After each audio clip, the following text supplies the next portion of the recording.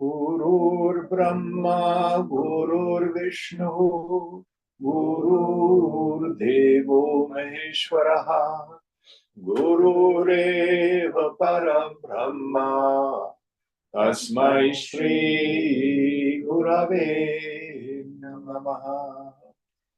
Chinmayam Vyapyat Sarvam Trailokyam Sacharacharam Tatpadam Darshitam Yena Tasmai Shri Gurave Namaha.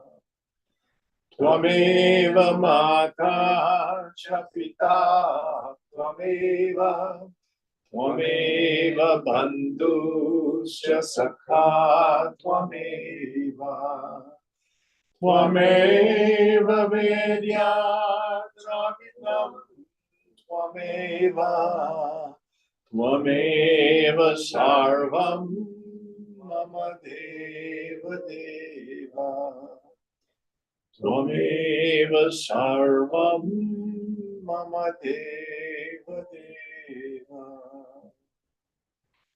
Jai Guru. Well, I want to welcome you all to our first lesson of our study of Mundakopanishad. So before we start, let's go around the room here and tell us your name, because I think we have people who may not know one another. So let's start over here. Puneet. Sophia.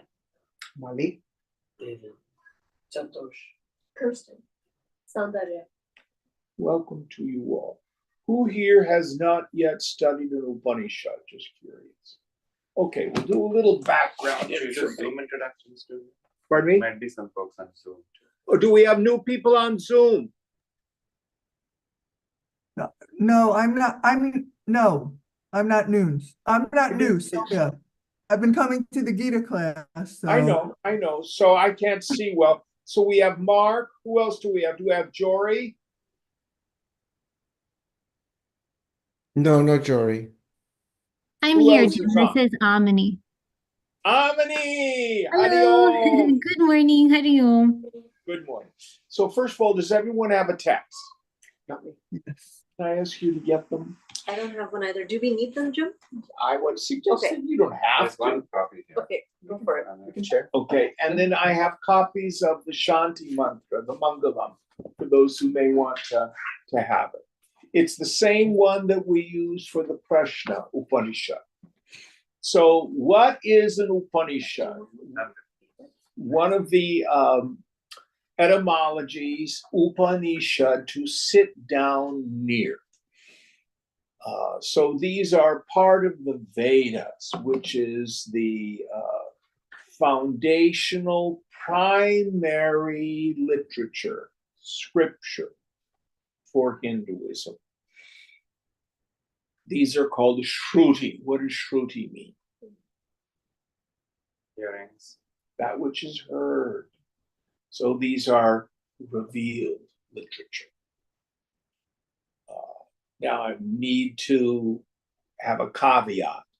All scripture, without exception, in every culture, comes through the minds of human beings. So, all scripture, without exception, has a cultural and historical context. So sometimes we see and know differently thousands of years later. So we have to trust a well-formed conscience always. So the Vedas, Veda comes from the root vid, which means to know. And they are divided into sections. The first part is the mantra portion, which are sometimes hymns, but most frequently they are the chants that are done in Hindu ritual. And they are followed by what's called the Brahmana section, which are the rubrics, the instructions. You need 3 priests, and this one sits here, and that one sits there, and this is how you build the altar, etc. Third section is called the Aranyaka section, meaning the forest literature. So it talks about when people have decided to leave the world and go into the forest, becoming ascetics, to dive deep within. So the Upanishads are part of that forest literature. Another way to divide the Vedas is we have what's called the Karma Kanda section. Karma means work, or in this context, ritual. And then we have the Jnana Kanda section, the knowledge portion. So this Jnana Marga, this path of knowledge that we're studying, is also called Advaita Vedanta. Advaita means non-dual, or literally not two. Vedanta means the concluding portion of the Vedas, Vedanta. So that's what we're studying, the philosophy and practices that are found in the Upanishads, the concluding portion of the Vedas. There are about 108 of them that are considered principal, authentic, acknowledged Upanishads. Of those, there's 8 or 11, depending on how you count them, which we call Mukhya Upanishads, or principal Upanishads. Frankly, it's because Shankara commented on them. Shankara is an 8th century saint who wrote extensive commentaries. And then after that, everybody else wrote commentaries on them. So this is in that canon. This is in one of those principal Upanishads, which Shankara considered to be most important in explaining the philosophy of the non-dual truth. It occurs in the Atharva Veda. We have 4 Vedas, Rig Veda, which is probably the oldest book in the world that we know about. There may have been books written earlier. The Sama Veda, the Atharva Veda, and the Yajur Veda. So this one comes from the Atharva Veda. These Upanishads are written in a Socratic kind of form. They're always written as the literary style is a dialogue between a teacher or teachers and student or students. And they really only concern one topic. What is the ultimate nature of reality? And who are we as human beings? How do we participate in that?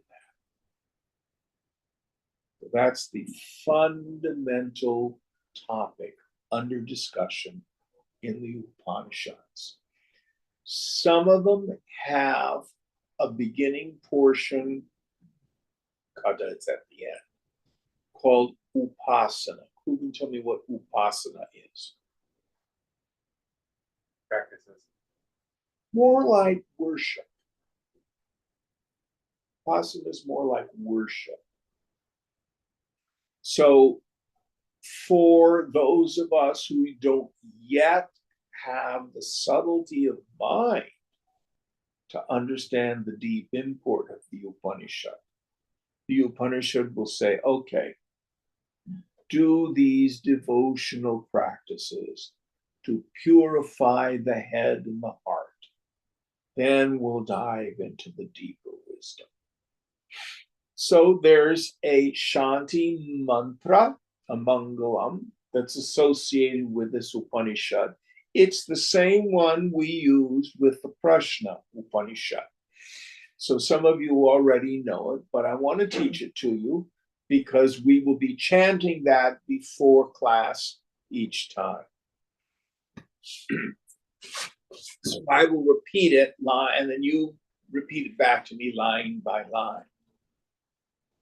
Om Bhadram Karne Vishnuyama Devaha. Together. Om Bhadram Karne Vishnuyama Devaha. Bhadram Pashye Makshabhirya Jatraha. Bhadram Pashye Makshabhirya Jatraha.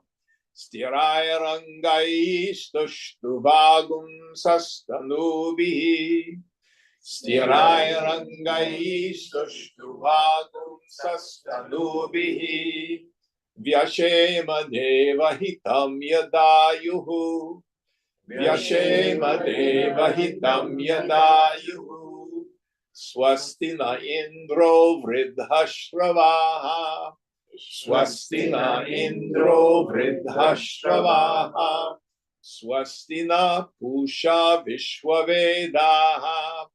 Swastina Pusha Vishwavedaha. Swastina Starksho Arishtanemihi. Swastina Starksho Arishtanemihi. Swastino Brahaspatir Dadatu. Swastino Brahaspatir Dadatu. Om Shanti, Shanti, Shanti.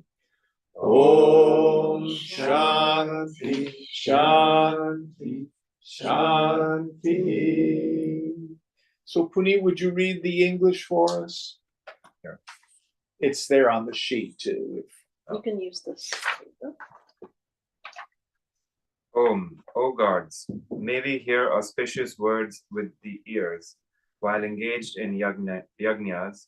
May we see auspicious things with the eyes, while praising the gods with steady limbs. May we enjoy a life that is beneficial to the gods. May Indra of ancient fame be auspicious to us. May the supremely rich or all-knowing Pusha, god of the earth, be propitious to us. May Garuda, the destroyer of evil, be well disposed towards us. May Brihaspati ensure our welfare. Om, peace, peace, peace. So why do we invoke these various gods? These are very old gods. These are Vedic deities. The gods, the devas, are the presiding principles over the forces of nature, the various dimensions of human endeavor. Sometimes it also means the sense organs. We have a borrowing of a word from the Greek, which kind of gives us a little taste of it. And that's the term muse. So a poet can say, oh, the muse was with me. I wrote lots of poetry last night. Or a songwriter may do that. But it can be the IT god. It can be the medicine god. It can be the sales god. I'm not making this up. Any aspect of human endeavor has a presiding principle. So we want to propitiate those, plus the forces of nature, plus our sense organs. Indra here is the mind, so that our worldly life isn't upset and bothering us. We need a quiet mind in order to do this work. So you need to deal with food, clothing, and shelter. The base of, isn't it the Maslow triangle of needs. Is that what they call it? Maslow's hierarchy. Yeah. So you deal with the basic stuff. Put it around the way. It's hard to do effective sadhana if you're not feeling well. So, for example, Sophia has a new baby. 4 months, you were telling me? Yes. Now, I suspect being a new mummy, there's a piece of your mind. So, so we're gonna be. Yes. True enough. Yes. Yeah.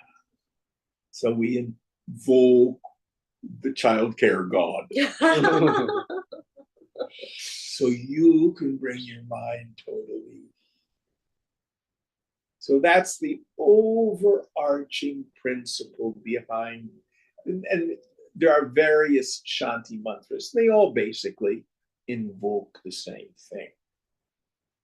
And at the end, they all end with, we chant Om and the word Shanti 3 times, which means peace.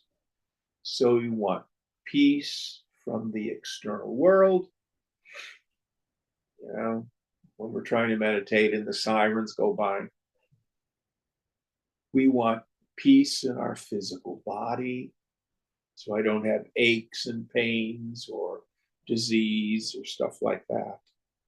And peace from internal psychological turmoil, so I can focus my mind on this work.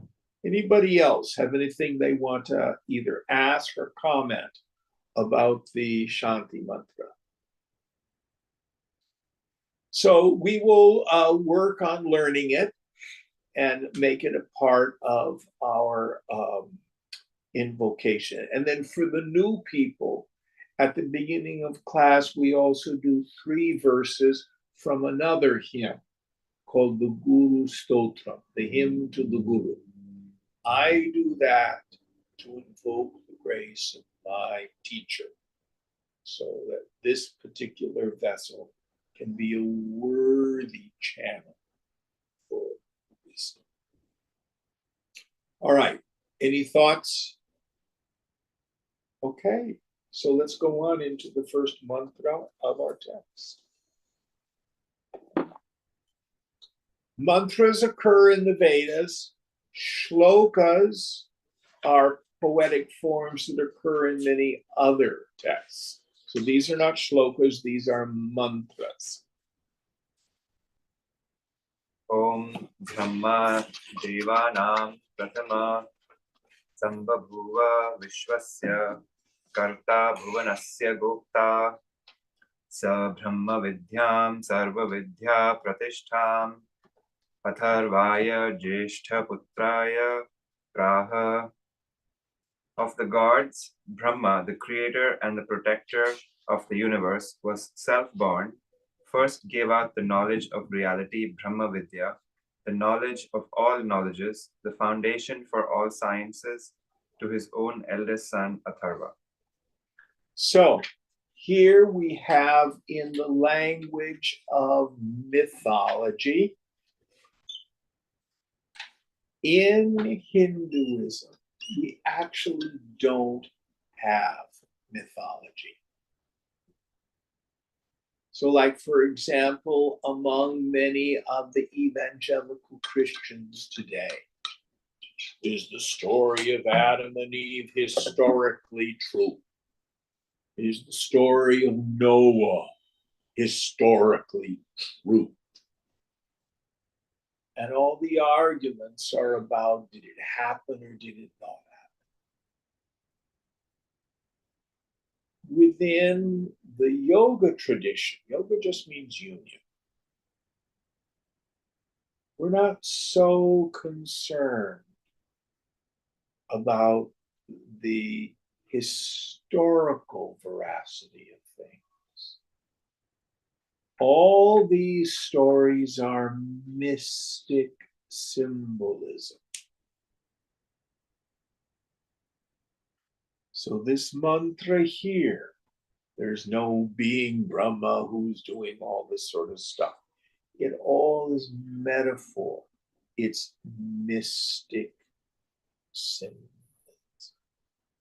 So, Jim, just to make sure I get it, so you're saying like the gods, Hanuman and all the gods are never, no one believes they ever existed, but they're Well, all no, symbolic. many people believe they existed. Okay. And some of them actually had a real existence. So, for Okay. example, we can take gods like Rama and Krishna. Yeah. There very likely was a historical Krishna and a historical Rama. Whether or not there was a flying monkey, I don't know. Okay. But the point is, from the standpoint of our yoga, we don't care. What we want to look at is what do they mean for us? So earlier you asked me about the image here. Was it you that Yes. asked me? Yes. So Hanuman is the mind, Rama's the self. Once we understand that, then the picture has meaning for us. Oh, I want to yoke my mind to the self. So it's pointless for us to get into fights of whether or not Rama existed in Ayodhya. I mean, we have politics going on in India right now about the destruction of a prior Muslim building to build a new temple in Ayodhya, because that was the birthplace of Lord Rama. So in the Christian tradition, for example, was Jesus born in Bethlehem, like two of the Gospels say? And there's some doubt about that because he's never referred to as Jesus the Bethlehemite. He's always called Jesus the Nazarene. You know, he's referred to some dude from Nazareth, not from Bethlehem. Nazareth's in the north, Bethlehem's in the south. So we aren't concerned about the historicity, is that the word? The historical veracity. Okay. Is this making more sense? Yeah, that makes sense.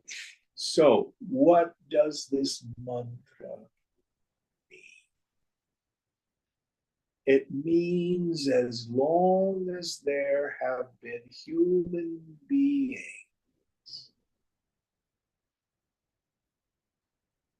we have had what in the tradition we call the Guru Shishya Parampara. This transmission of knowledge about the nature of reality, passed from one person to another.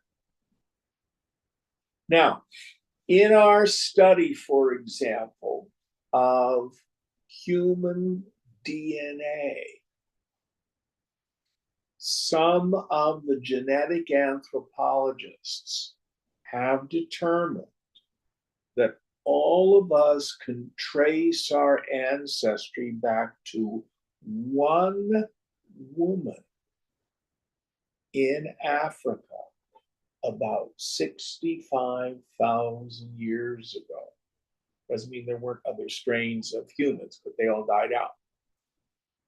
She is the genetic Eve of the whole human race. There was a genetic bottleneck that happened. So from her, she did the mufti pufti with some fellow. They had a baby, and then that's passed on, passed on, passed on, passed on, passed on. So we have this genetic passing on of material. They go back much further than that. But along with human beings, what the Upanishad is saying, from the divine itself has come this knowledge, passed on. So I learned this from my guru, Swamiji.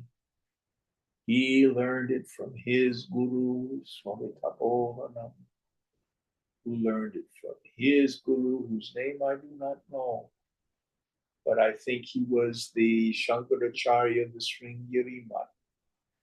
I do not know who his guru is, but it's passed on.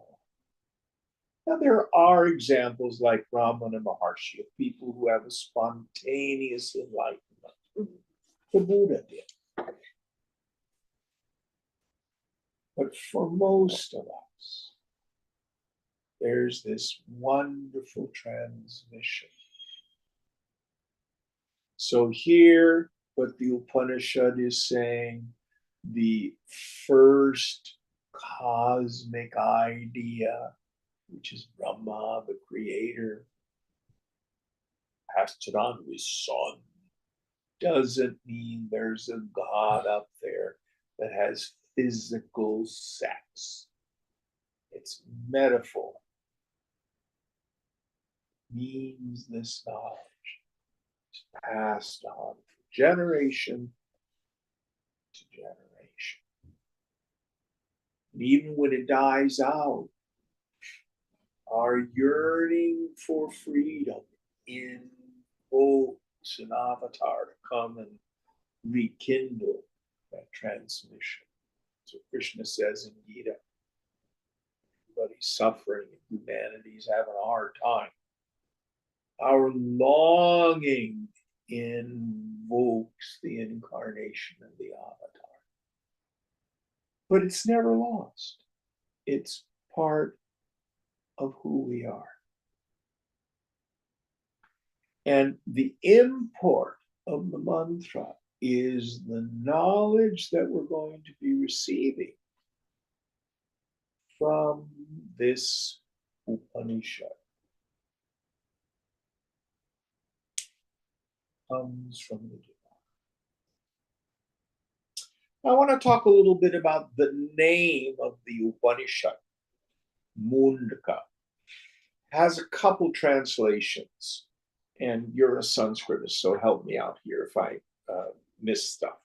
So it can mean a joint, like a joint in things joined together, or a timber, or a beam.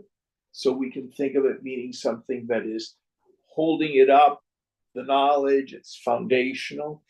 But the more accepted translation of the word is shaved. So in Hindu tradition, isn't for women, they don't do it. Some women do, I take that back. But the men, when the men take sannyas, take the vows of renunciation, what happens to them? Shave their heads. Yeah. And their faces. And their faces. So it's symbolically giving up the world. So that's what Mundaka means. It's a shaving.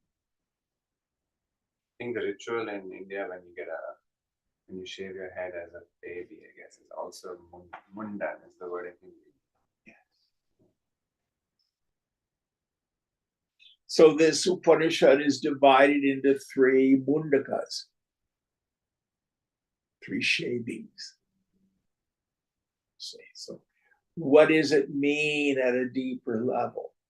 It's not so much that we need to acquire data, information about ultimate reality. What we need to do is remove stuff that gets in the way. So the symbolism of the shaving of the head and the beard means we're removing our attachments. We're removing the things that bind us to ignorance. So now we embark on the first shaving here, the first section. All right, next mantra.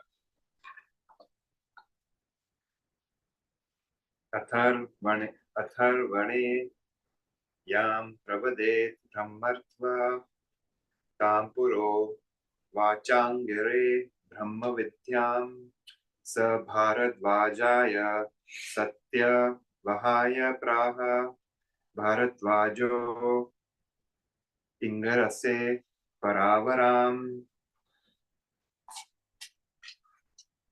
The very knowledge which Brahma taught to Atharva, he taught it to Agni in ancient days, and he taught it to Rishi Satyavaha of the Bharadwaja clan, and Satyavaha taught it to Angira. The knowledge was so handed down from the greater teacher to the lesser disciple. Yes.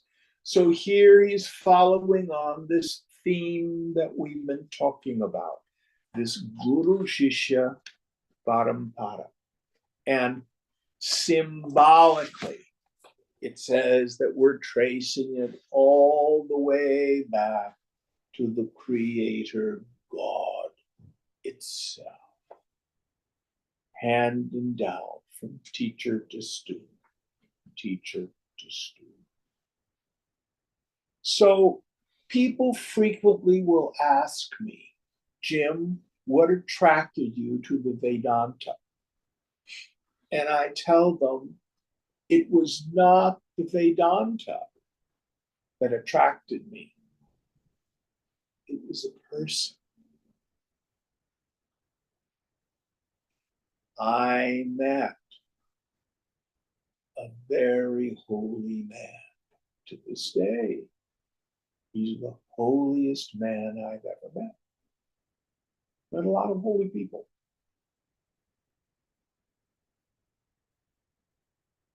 And he had what I wanted. If he'd been a Buddhist, I'd be a Buddhist. If he'd been a Sufi, I'd be a Sufi. What did he have that you wanted? Knowledge and direct experience of the infinite. And it was palpable.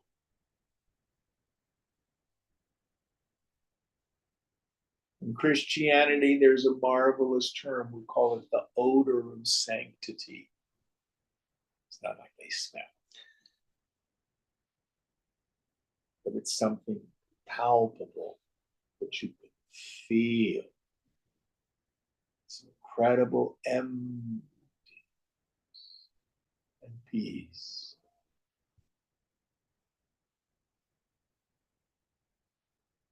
I wanted what he had. And many of us have had the great punya, being in the presence of a Mahatma. Mahatma just means great soul.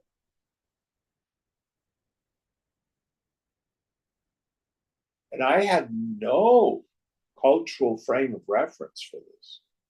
I didn't need it. Very clear. It's a direct experience.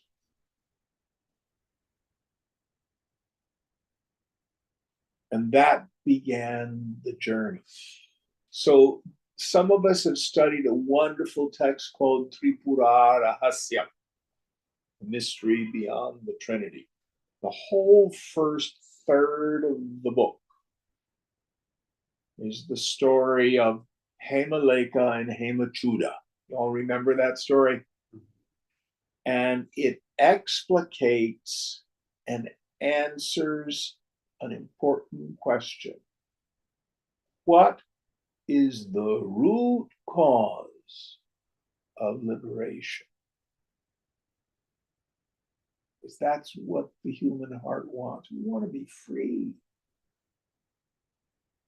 And what's the answer that that text gives us? Who remembers? Association with the wise. Yeah. Sadhu Sangha. So you're not going to get this from a YouTube video. Sorry, out there in Zoom land. You're not going to get it from a book. We get it from a relationship.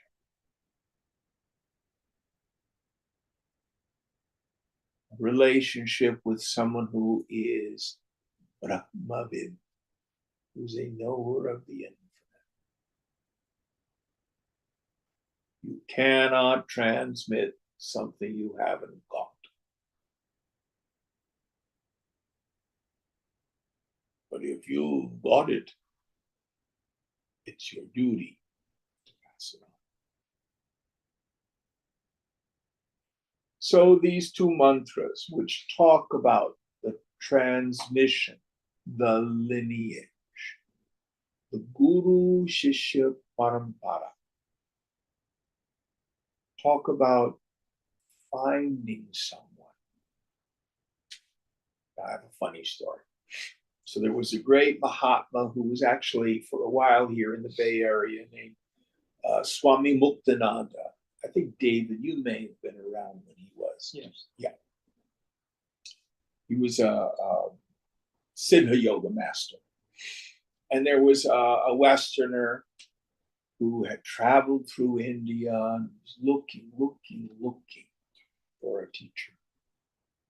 He comes to Baba Bhutanath and he says, Baba, I've traveled all over the world looking for the perfect master. Are you he? Baba's answer was, funny you should say that. I've been looking for the perfect student. Are you he? The fellow was a bit downcast, turned and started to walk away. And I said, come on back. Maybe we can work something out. So how do you know that you've got a good teacher? It's difficult. First of all, you need to be ruthless. No romance. No false loyalties.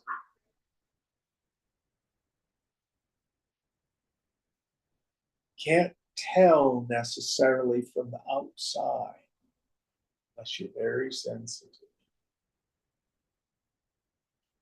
But if in this relationship you find that you are getting a deep experience and an understanding of that experience of your own self nature,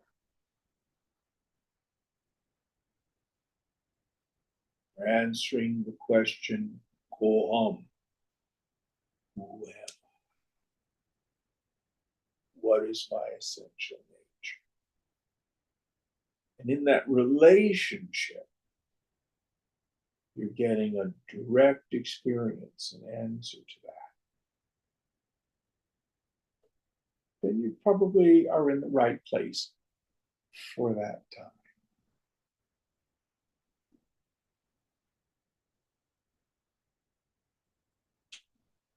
Any thoughts on this before we go on?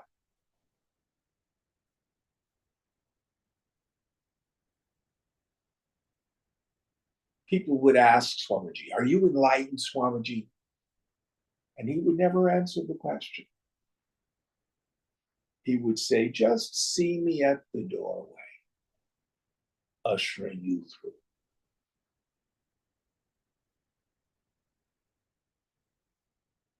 What's important is whether or not the teacher can help you and I come into that experience. All right, next mantra.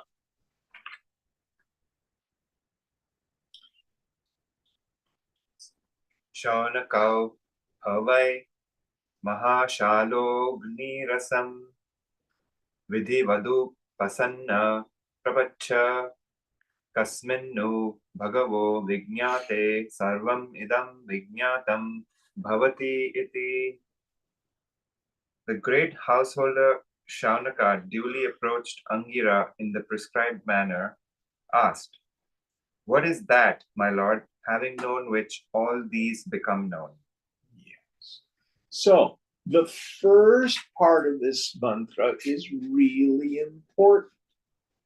So did he say the super renounced ascetic who had orange robes and a 5-syllable unpronounceable name?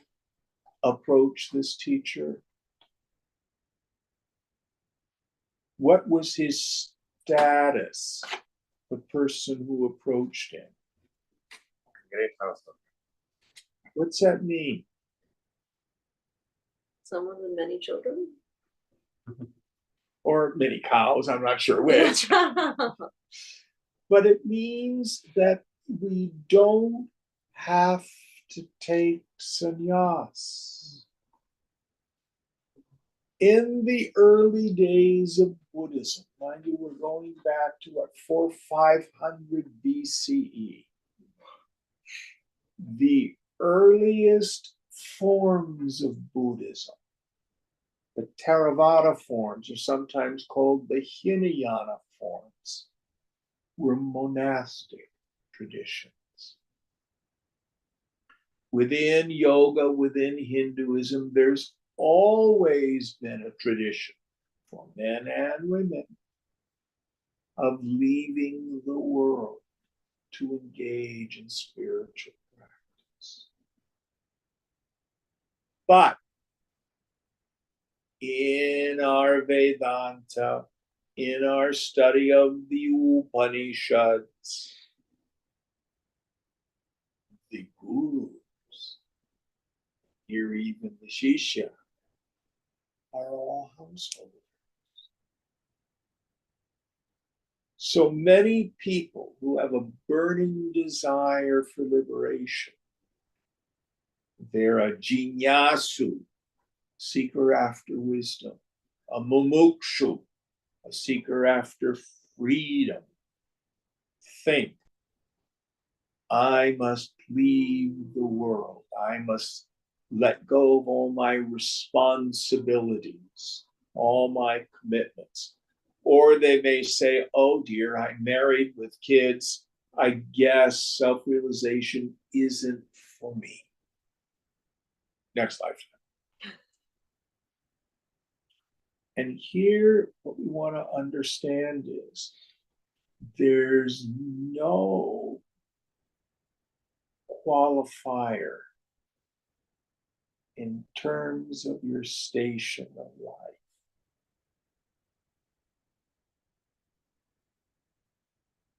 You could be married, you could have a job, you could have kids, you could have responsibilities. Of course, our great example is King Janaka,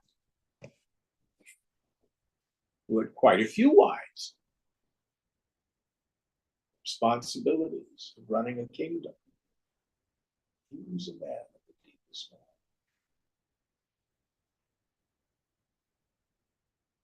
So it's not about something we can do in the outer. Now, what about all these activities that the various scriptures suggest? Living a certain way, leaving the world, being solitary. They say things like that. Many of them are preparatory. They can be useful, depending on what our karma is, what our responsibilities are. But the end thing that we need to do always has to do with our relationship with the world, not whether the people, places, things, and conditions are present.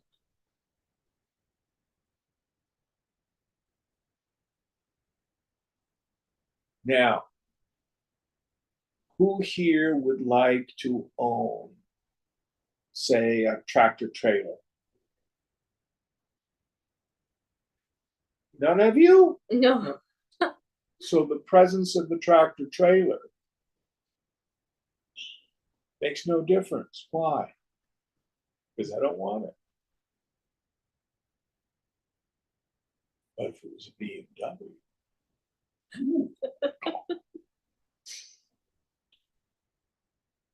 Someone else went, well, I want a BMW.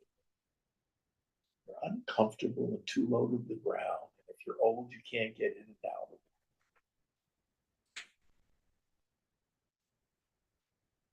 Well, you see, the presence or the absence of an object or a person or a situation is not the issue. It's our relationship to it. So always the work is interior. It's never about pushing matter around. Now, there are some exceptions. Sometimes we have habits in the world which are fundamentally adharmic. They're against the law of life for us. So, for example, if you're married and part of your marriage is a commitment to monogamy, if you cheat on your spouse, it can be harmful to them and probably agitating to you. Many of you have heard me say, if you are at a stage in your life where you're a party animal, you're going out, drinking, maybe doing some drugs, involved in that particular lifestyle, go for it. Don't try to do yoga yet. Do it till you don't have to do it anymore. When these things fall away as we mature, then come and do yoga. But those are only extreme circumstances. So here, our great householder comes to the Guru, and what is he asking? Now, many people, especially in India, see the Guru as a fortune teller. I can remember in 1994, for 10 days, I was hanging out at the ashram of Amaji, the hugging guru. Any of you know about her? Great saint, great saint. People would come from all over the world to get her darshan, to get her blessing. And frequently, I just be sitting there watching and listening. People would come up to her and go, "Oh, Amaji, should my son marry this girl? Oh, Amaji, should I go into business with so-and-so?" And she would do her best to give as helpful an answer as she could, no judgment. But that's a waste of an opportunity.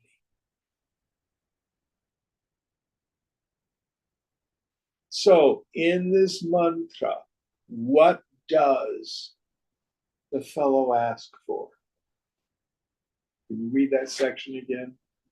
What is that, my Lord, having known which all these become known? Yes. What is the end of knowledge? What is that by which everything is known, without which nothing can be known, beyond which there is nothing to know? Now you're starting to ask the right questions. In Vivekachudamani, Shankara chops it up into 7 questions. What is bondage? How has it come about? How does it continue to exist? How do I get out of it completely? What is the not self? Who is the real self? And what is the process of discrimination between the two? Those are good questions. In Yoga Vasishta, they give us 3 questions. Who am I? What is this world? And how has it come about? All of these are about Brahma Vidya, knowledge of ultimate reality.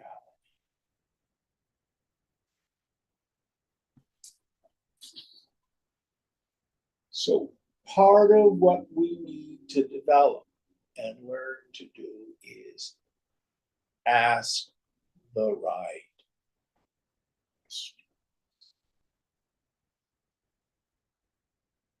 I can remember around Swamiji, there were people who were always trying to hang out with him, get his attention and approval. Then what would they do? They'd go back home and say, oh, I had big show with Swamiji. He stayed with us in our house. Oh, we were able to drive him to the satsang hall. Nonsense. And what he would say, if you cannot see who I am, then just see me as a mouthpiece for the scriptures. Do not get involved with my personality.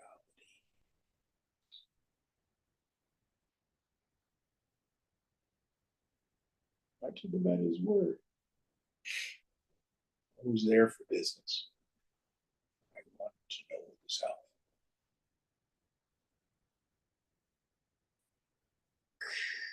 Stayed in that relationship.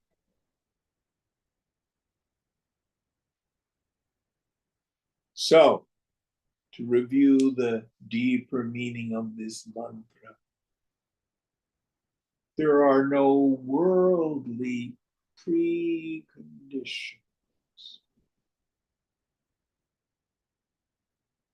Another one, I should address this. So when Swamiji used to come to Krishnalaya, the Chinmaya Mission ashram up in Humboldt County, frequently the mission would hire local people to do things like work in the kitchen and help with housekeeping and stuff like that. And there was this one woman who was a very devoted follower of the ISKCON tradition, the Hare Krishna people. And one of the things that the mission would say, Swamiji would say, anybody who's on staff, of course, they can come to satsang for free. There's no charge. You're welcome to do that. And this woman, that's a very conservative tradition. And she said, oh, I can't go. Women aren't allowed to hear Vedanta. Nonsense. Just nonsense.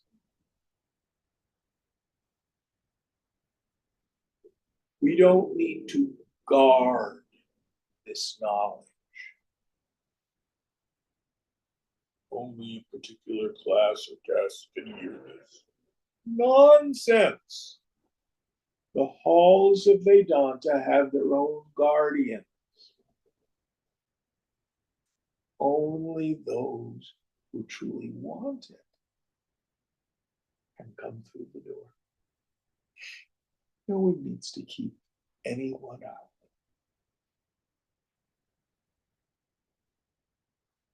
I tell people, self-realization is not difficult.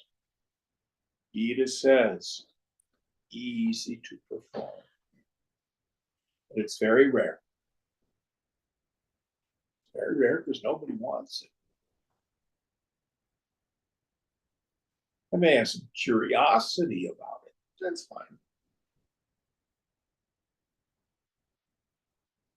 But few of us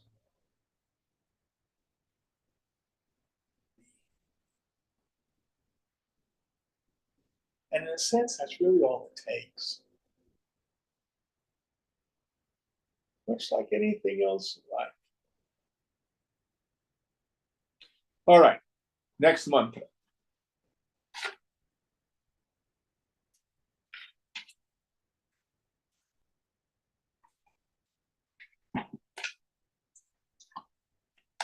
Tasmai Sahovacha Dve Vidye Veditavye Iti Hasmayat Brahma Vido Vadanti Parachaiva Paracha.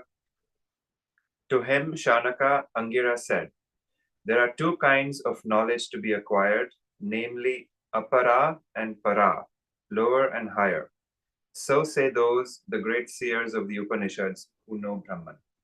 So, para means great or supreme. Apara here means the lower or worldly knowledge. Apara, aparavidya, aparajnana means the higher knowledge.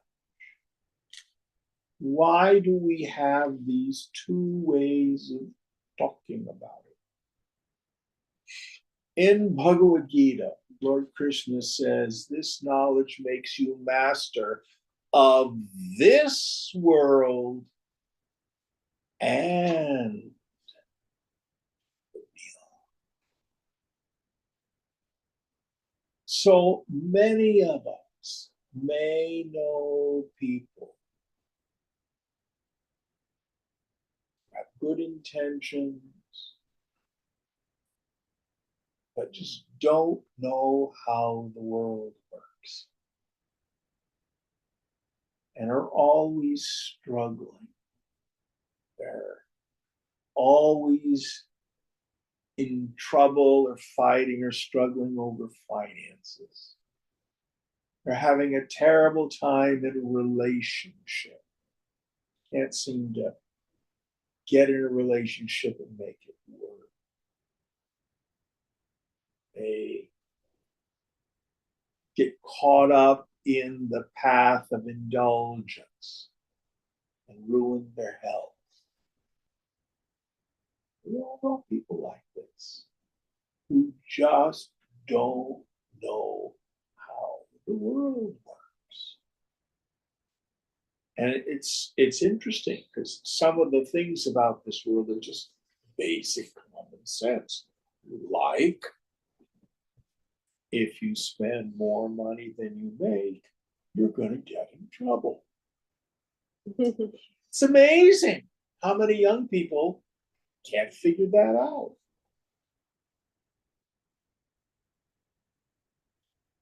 If you say you're going to be someplace and you don't show up, people get pissed. If you've got a job and you don't come to work and you don't do the work that you're asked to do, you're likely to get fired. Oh, it's just because of a crappy boss. Do any of you know people like this, or maybe gone through phases like this yourself?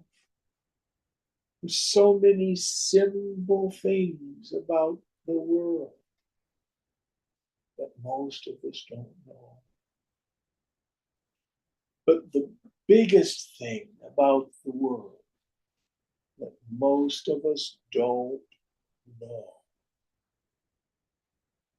we have an unexamined belief that getting what I want will make me happy.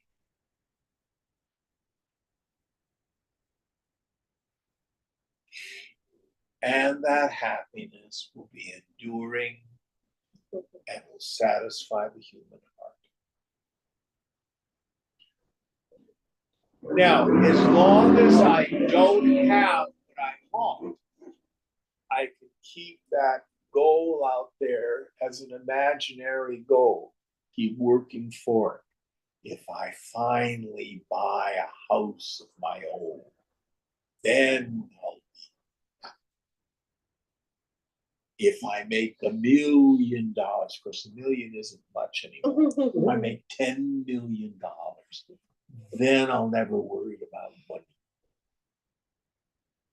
If I get this promotion at work, then I'll be satisfied. I'm so lonely. If only I had a partner. Any of you who are married or have a long-term relationship, they take work. I always like to tell the story when I had my church job. There was this one couple that had 60 years of marriage. And my boss, Father Mark, was going to bless them. And they stood up at the end of Mass. And he said, "Have you ever thought of divorce?" And the wife thought for a moment, and she says, "Divorce? No. Murder? Yes." Nice. Gee, I hear married people laughing. But when you're young and alone, you think, I'm going to be in love and it's always going to be so good all the time. Isn't that what we think? So this idea that getting what I want is the answer to all the problems of existence, especially in Western society in America. That's the driving belief system. And if we go down that road with no moral compass, we start to lose our integrity and we start to lie, cheat, and steal. Then some really unfortunate things start to happen. Not just for you, the individual, but for the society. So this is the Parajnana, how this world works. What can you get out of the world and what it can't deliver. Where does this world come from? That was a major topic that we covered in the first part of the Ch.1. And then we have the Parajnana, the supreme knowledge. What is ultimate reality? Who am I? How do I come into that direct experience? What is this world really?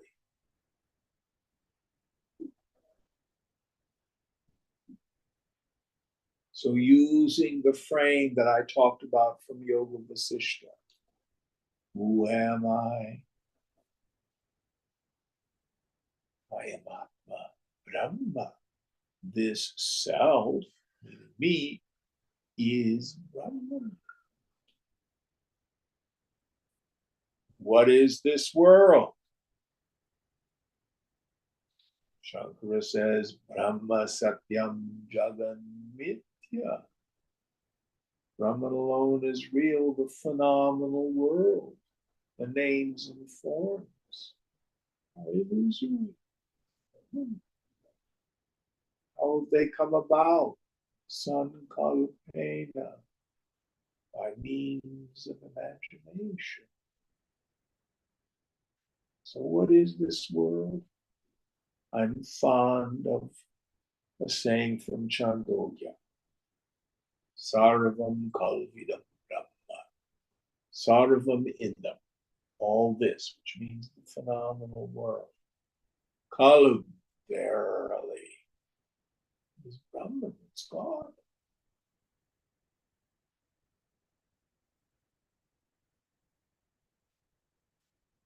So this is the lower knowledge, up Parajnanam, and the higher knowledge, Parabrahman, Parajnanam. going to discuss in this equation. Any thoughts, comments, or questions? I have a question. Yes. It's quite foundational. What is the difference between dualistic and non-dualistic? Very good question. Dualism means that I have a relationship with the God, the infinite.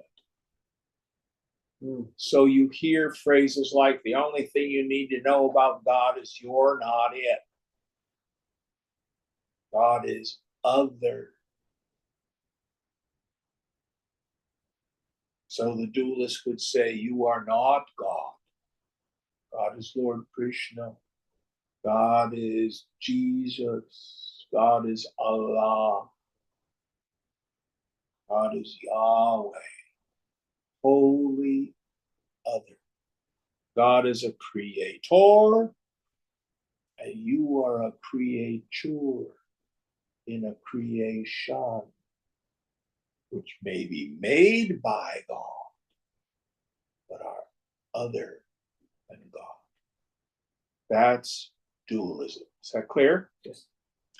We have qualified non-dualism. Visishtadvaita. The great commentator on that is Ramanuja. I am the drop, God is the ocean. Someplace deep within me, the individual, I partake of the nature of God. But my individuality, the jiva, is solid and real and always there. And this is qualified non-dualism? Qualified non-dualism. Non-dualism, Advaita Vedanta, does not discount the fact that I see something. I, Jim, see you, Molly, sitting on the couch. But the question is it really two? Let's use a more worldly example. If I have a dream that Molly is sitting on my couch, I have the dream body sitting in this chair, a dream couch, a dream person over there, dream thoughts and feelings inside. Oh, he's a nice fellow. I like him. But when I wake up,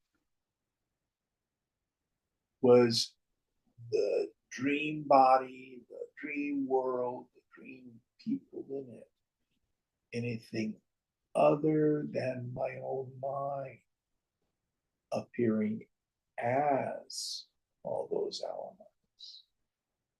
It looked like a world of multiplicity. Dream Jim, dream people, places, things, and situations, dream thoughts and feelings. It looked like Dwi too, but it was a Dwi, not two. So Vedanta would say, you, Mali, are the God of your dream. If you understand how the dream comes about, then you'll understand how Yeshwara has brought all this about. Does that make it clearer? And I guess the follow-up to that is, are there aspects of Hinduism that are one or the other? Yes. So Hinduism is a great mother who has adopted an infinite number of children. She's got a big bosom and she can feed them all. So as different cultures, peoples, and beliefs have made their way into the South Asian continent, she rejects none of them. brings them in. So if you travel the subcontinent, you will find an enormous range of belief and practice. So it's really a misnomer to say there is a religion called Hinduism. There are many Hinduisms. Does that make sense? Mhm. There are dualistic, qualified non-dualistic, and non-dualistic sects, teachings. And they all have to do with the mystic experience of the great leaders and teachers in those traditions. There's a very famous Western statue called the Ecstasy of Saint Teresa. Have you ever seen it? No. It's by Bernini. She's just out there in ecstasy. Her toes are curling like, and he's there with this sword, big phallic symbol, basically. And the idea is she is other than the divine, but it's like making love. She's ravished by the infinite. That's a deep mystical experience. The vast majority of Christian mystics see it in that way. But the non-dualists, the world disappears, the individuality disappears. It's not monotheistic, it's monistic. Monotheism believes in one God.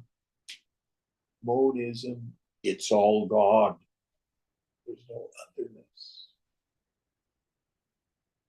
So it all has to do with the experience of the mystic. Then they write about it, they teach about it. As Vedantins, we don't criticize anybody's philosophy. If it's working for you, making you happier, this is good news. I met someone before coming to class today, and he happened to ask me, where are you going? I told him I'm going to an Indian Vedanta scriptures class. And he was a hardcore Christian. And he said something like, well, you tell your guy that Jesus has a one-up on him. And I told him, ultimately this is all love at the center of us, isn't it? And he's like, no, there's a God. That's Jesus. And I wanted to give him compassion, but I was also wondering how. What I might say is, thank you for sharing that with me. Please pray for me. But let me give you an example of, we've got a little bit over, but we'll stop in a second. So can you see the candle on the table? Can you? Mhm. Oh, yes, yes. Yes, so point to the candle. Now, sound, pick up the candle and remove it. See, it's invisible. You're pointing in the wrong direction. So each of these religions can only point to the infinite, but they do so from a different viewpoint. So it seems like they're pointing in opposite directions. But how can you point to the infinite? We can never define God. We can only point. So the Vedantin, Christianity is a very valid means of knowledge.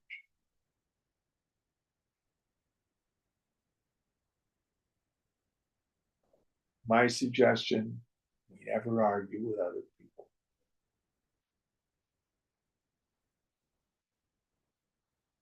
And by the way, even Pope Francis, when asked, are people who aren't Catholic all going to hell?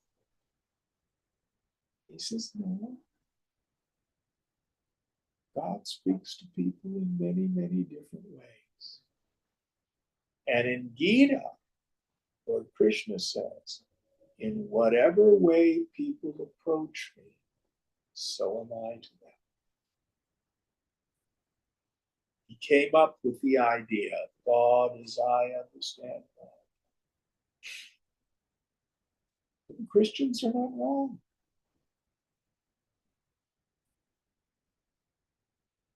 If it works for them, knock yourself out.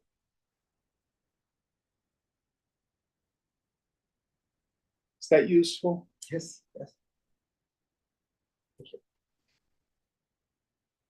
And all of the religious wars that happen all over the world, I'll tell you my opinion, it's rarely about theology. It's usually about power. And people dress it up in theology to justify their lust for power.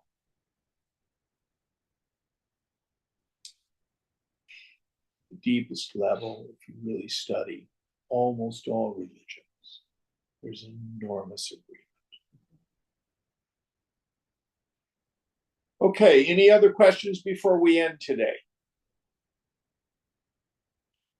Om Purnamada Purnamidam Purnat Purnamudachyate Purnasya Purnamadaya Purnameva Vashishyate. Om Shanti Shanti Shanti. Hari Om Shri Guru Pyo Namaha. Hari Om.